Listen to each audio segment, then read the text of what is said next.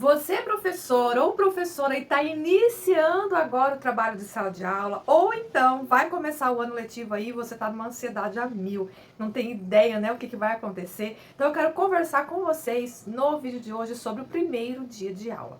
Por quê, gente? A gente tem muitas expectativas, né? A gente não sabe o que pode acontecer. E eu não sei vocês, mas eu estou bastante ansiosa com todo esse movimento, né? Então eu quero dar algumas dicas no vídeo de hoje para como lidar, como trabalhar com esse primeiro dia de aula, o que eu devo fazer, como eu devo me comportar, como que eu devo chegar nos meus alunos ou nos pais dos meus alunos. Então, fica comigo no vídeo de hoje para eu te dar várias dicas sobre esse primeiro dia e diminuir aí a sua ansiedade. Seja muito bem-vinda ao canal. Eu sou a Lilian Lopes. Gente, nossa ansiedade tá a mil, não é verdade?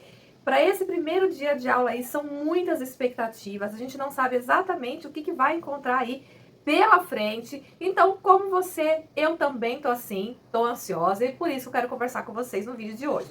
Mas antes de tudo, eu gostaria que vocês se inscrevessem no canal, desse um like aí pra mim, gente, e compartilhasse o vídeo, né? Porque eu dou várias dicas pra vocês, então me ajudem aí a distribuir esse conteúdo para mais professores, que tenho certeza que tem muito professor aí que tá bastante ansioso, né? Então, gente, vamos lá para a primeira dica logo. O que eu quero dizer para vocês é o seguinte: primeira coisa é a gente começar a se organizar a partir de hoje. O que é essa organização? É você realmente organizar a agenda, organizar a sua casa, organizar o seu planejamento, organizar a sua vida. Aí você vai dizer para mim o seguinte: mas já está tudo organizado. Você colocou isso num papel? Você escreveu o horário do que você vai fazer de cada coisa? E você vai falar para mim: mas eu não preciso escrever isso. Sabe por que eu não preciso? Porque eu já tenho tudo aqui, ó, no 5G, no 6G, né? Aqui na minha cabeça. Isso daqui funciona mais do que 5G, 6G. Gente, não. A gente tem que tirar essas preocupações da nossa cabeça e colocar sim no papel. Porque quando você coloca no papel é meio psicológico. É como se você não precisasse ficar pensando o tempo todo o que eu tenho que fazer, o que eu deixo de fazer, o que eu vou fazer agora. Você põe no papel e já tira aquilo. É como se você tirasse um peso da sua cabeça e colocasse no papel. Por isso que eu sou muito a favor de utilização de planners. Gente, eu tenho um planner, o link tá aqui abaixo na descrição desse vídeo, porque o planner, ele é a organização no papel de tudo que você precisa fazer. Então você anota horário de acordar, horário de dormir, horário de trabalhar, horário de lavar louça, horário de fazer planejamento, horário de ficar com o filho, horário de assistir novela, horário de... essas coisas. Então você anota tudo. E você vai achar que talvez não precise isso, mas isso sim vai tirar um peso da sua cabeça e vai colocar em outro lugar. Mas não é só por isso que nessa parte que você tem que se organizar, é em tudo. Então assim, no dia anterior, ou mesmo na semana, a partir de hoje, o que você vai começar a fazer? Comece a dormir mais cedo, para poder acordar mais cedo, porque nas férias o horário ele bagunça todinho, né? Então já começa a organizar o seu corpo, organizar as suas coisas a partir do seu corpo. Então, durma mais cedo, acorde mais cedo, põe o relógio para despertar cada dia mais cedo, meia hora mais cedo, para você ir acostumando o seu corpo nesse ritmo novo aí que vai entrar. Outra coisa, deixe tudo arrumado no dia anterior. Então, por exemplo, se você trabalha de manhã, gente, já deixa a sua mochila pronta, os lanchinhos já arrumados dentro da geladeira. Então deixa tudo pronto no dia anterior, para que não seja correria no dia seguinte. Porque a pior coisa que tem, que é outra dica que eu quero passar para vocês, é você sair correndo e aí você pega o carro e vai ou pegar ônibus e chega na escola, no trabalho atrasado, ou até mesmo em cima da hora, né? A gente às vezes quer dormir 5 minutos ou acaba se bagunçando toda no dia anterior e aí você acaba se atrasando. E aí você já chega no lugar de trabalho com uma energia, sabe? Aquela energia que não é compatível com o ambiente. Então você precisa se organizar para chegar cedo. Chegou cedo na escola, toma água, toma seu café, reveja as colegas de trabalho, os colegas de trabalho, converse. Por quê? A hora que o portão abrir e os pais chegarem na escola, eles vão estar muito ansiosos. E que não bata a tua ansiedade com a ansiedade dos pais. Então, aquele pai ansioso, a mãe ansiosa, porque está muitas vezes deixando seu filho pela primeira vez na escola, você tem que estar calmo para poder recepcionar esses pais e eles terem uma boa impressão de vocês.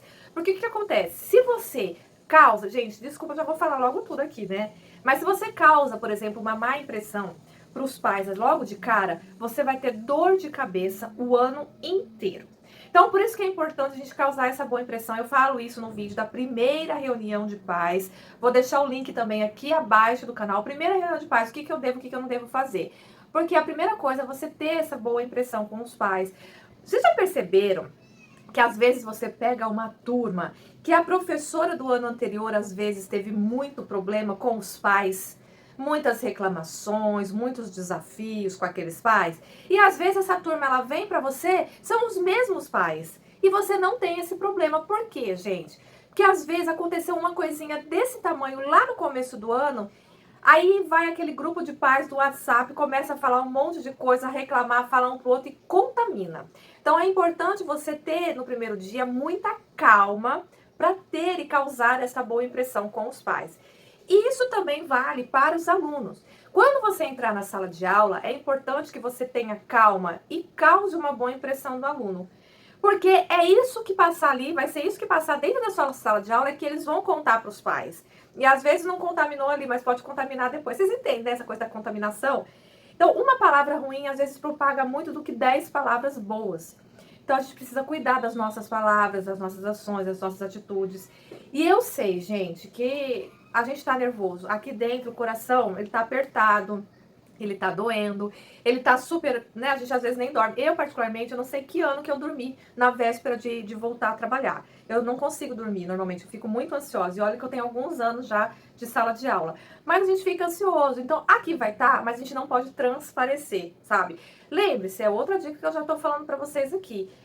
Nós somos profissionais, nós nos formamos para isso, a gente sabe o que nós estamos fazendo ali dentro da sala. Então, a gente fazendo a coisa certa, a gente consegue uma boa impressão para poder trabalhar o restante do ano todo. E nós vamos estar nervosos? Vamos estar nervosos, mas ninguém precisa saber, viu, gente? Ninguém precisa saber, só nós aqui dentro do nosso coração. Então, a organização em todos os momentos. Por isso, a importância de ter sempre o planejamento, né, bem feito, planejamento certinho ali. Outra dica que eu quero passar para vocês, que eu acho muito top, se você nunca deu aula, principalmente para quem nunca deu aula, essa dica. Faça um ensaio. Eu tenho um gato, vocês devem ter visto aqui nas minhas redes sociais, tem um gatinho que é o Totti, né? Você pega o gato, coloca ele na sua frente, ele vai estar dormindo ali, não tá nem aí pra você, ou o cachorro, sei lá, passarinho, seu filho, e dê aula. Faça como se você tivesse, pegue seu planejamento e dê aula. Então você faz, o que você vai fazer na hora que você chegar, como que você vai conversar com os pais. Lembra que a gente muitas vezes aprende mais quando a gente está falando. Eu, por exemplo, quando eu estava estudando mais para o concurso público, eu não apenas lia, eu pegava o conteúdo que eu estudava e eu explicava aquele conteúdo. Porque na hora que você começa a se enrolar, você percebe que você não entendeu. Então é uma dica para quem está fazendo aí concurso público, processo seletivo. Então, leia o conteúdo. Aí você começa a dar aula para você mesmo. Então vamos supor, não tem gato, não tem cachorro, não tem filho, pega aqui o vídeo, a câmera e começa a dar aula. E depois você pode se assistir. Veja como que tá a sua postura, porque a postura ela é importante no primeiro dia de aula, como eu falei, para você ter um bom ano letivo com os pais, com a direção, com os alunos e com os outros colegas de trabalho também. Então, gente, não se sintam acuados, né? Outra coisa que eu quero falar para vocês sobre esse primeiro dia, já, né, fazendo toda essa ligação. Você precisa se sentir segura do que você está fazendo. Nós estudamos, nós já planejamos, nós somos profissionais. O que acontece é que você acha que você está sendo o tempo todo julgado. E eu vou ser sincera, sim. A gente o tempo todo a gente está sendo julgado. Ou pelo aluno, né? Você pode ver, às vezes você faz uma coisa tão automática, o aluno percebe que você fez aquilo, mas você mesmo não percebeu. E às vezes é tão automático e ele está te julgando ali naquele momento. E é ruim ser julgado?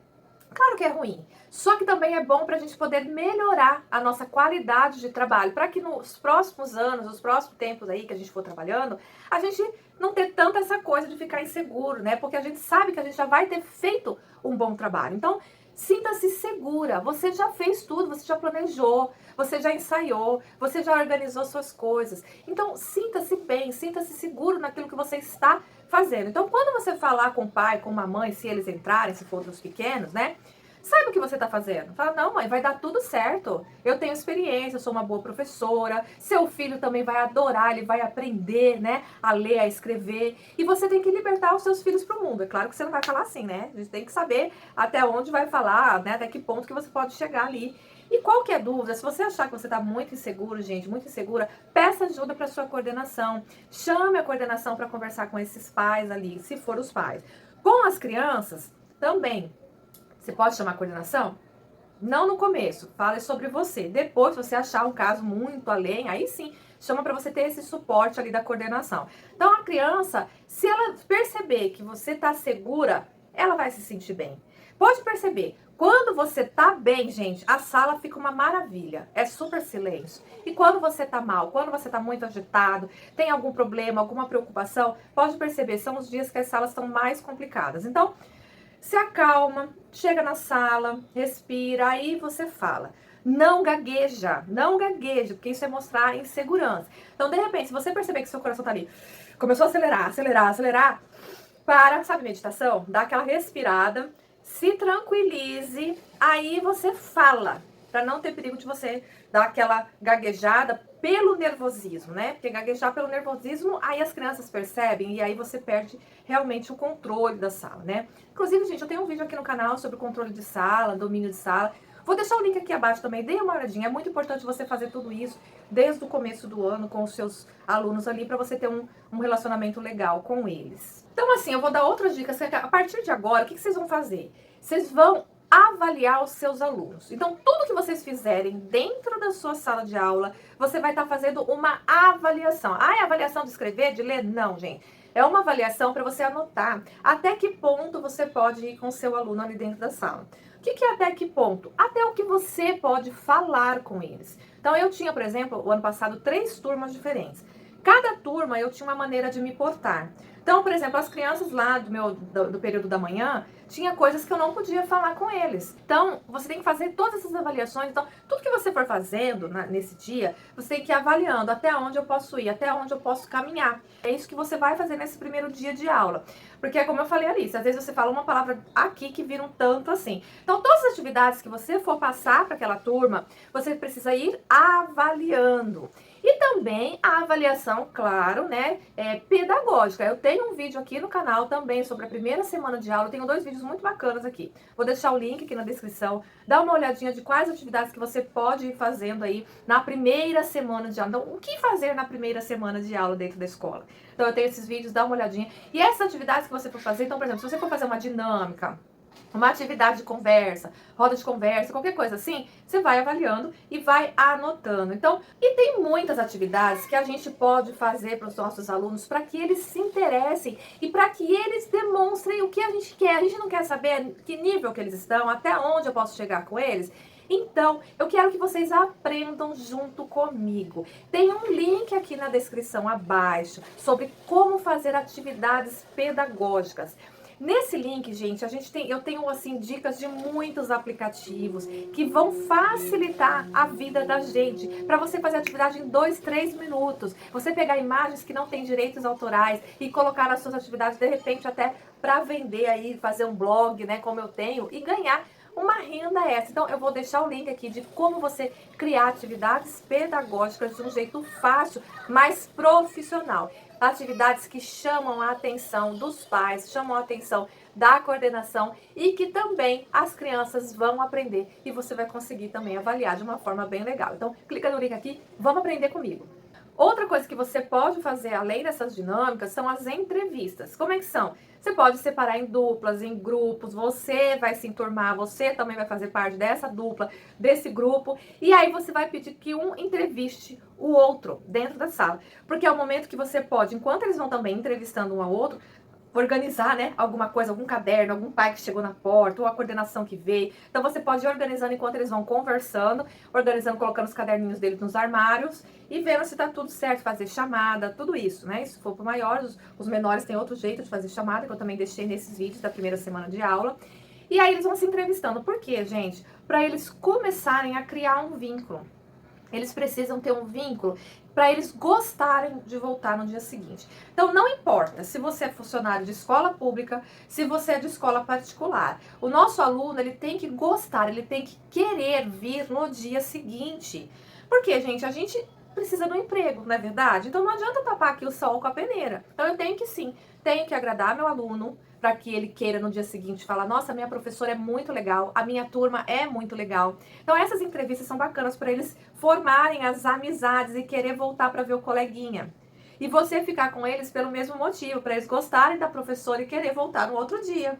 Uma outra dica que eu vou passar para vocês que pode ser feita no primeiro dia, que eu achei o máximo, gente, quando eu estava como professora de apoio de educação especial, né, a professora fez, eu achei maravilhoso. E vou fazer com os meus alunos esse ano, é a carta das intenções. Então você pode, aí eles vão ter que ficar de modo individual para que um não influencie o outro. E você pode fazer a sua carta também das intenções. Então eles vão escrever, se eles forem muito pequenos, não tem problema o desenho, ou você mesmo pode escrever para eles, mas eu prefiro assim, eu prefiro que cada um faça de forma individual, que eles desenhem a intenção deles. O porquê que eu estou ali, o que eu quero atingir até o final do ano. Isso já é começo de trabalho de metas com eles, né? Eles precisam ter uma meta. Porque eles estão indo para a escola? Porque o pai, ele obriga a ir para a escola. Mas assim, e ele? O que ele quer ali naquela escola? Ele quer aprender a ler, ele quer aprender a escrever, ele quer amizade com os colegas. Então isso tudo você vai pedir que eles coloquem nessa carta. Se eles forem maiores, já souberem ler e escrever, peçam que eles escrevam uma carta das intenções. Se eles forem pequenos, não tem problema eles desenharem. E aí você pode traduzir com eles.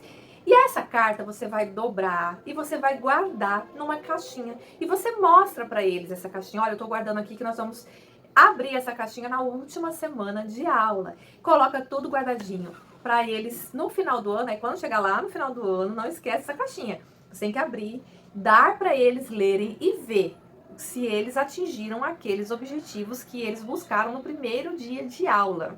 Essa dica aqui, gente, é muito bacana, porque no final da aula, quando terminar, que você já estiver entregando os seus alunos, você pode entregar uma espécie, entre aspas, de currículo, o seu currículo para os pais. É claro que você vai conversar com a sua coordenação, se tem algum problema, se não tem. Eu não vejo problema, muita gente faz isso até na primeira reunião de pais. Mas você pode pegar um currículo seu, coloca uma foto, escreve coisas maravilhosas e incríveis sobre você. Você pode até achar difícil. Vocês já fizeram essas dinâmicas que você tem que escrever um autoelogio das suas qualidades e os seus defeitos? Então, só que ali você vai precisar colocar bastante qualidades para agradar os pais. Aí você vai dizer, nossa, tem que ficar agradando os pais? Não é isso, gente, é só pelo trabalho que você vai ter durante o ano, como eu falei aqui no começo, tá? A gente não tá aqui pra agradar ninguém, no sentido que, eu tenho que ser boa, tem que... Não é isso, é só pra ficar mais fácil o seu trabalho ao longo do ano, pra você não ter problema, como eu falei aqui no começo, né?